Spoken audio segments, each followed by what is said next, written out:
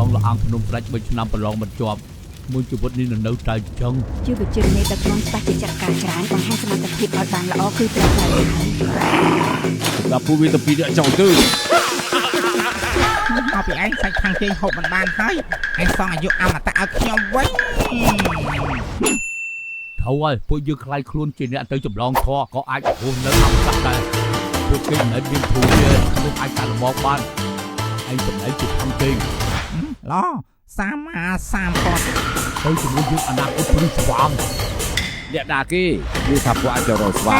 គួរលាក់ក៏បានដែរទៅជាបងធំណៃនាំខ្លួនឯងទៅយើងជាមហាទេពស្មើមេឃមិនស្គាល់ទេបានចការពួកយើងមកបានបាទបិសាបាទ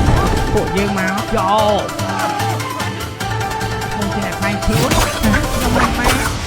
ពិតជាทางជាតិយ៉ាងមែនមិនបានហូបបាយយូរប៉ុណ្ណាដែរមុខឡើងខៀវអស់ទៅហើយតាមប្រទេសនេះទៅទាំងយប់ទាំងថ្ងៃបន្តដំណើរទៅឲ្យបានយូរបំផុតទីបំផុតមានមនុស្សចំណាំពួកយើងបានចាទូព្រះឯកជនជួយកំចាត់គ្រោះឲ្យអ្នកភូមិផងឲ្យយើងអត់ប្រែទៅផ្លូវនេះត្រូវហើយមនុស្ស4នាក់នេះហេតុអីមិនដូចທາງជ័យដែលសិស្សដែលឯងនិយាយនេះជិតជារបស់ពិត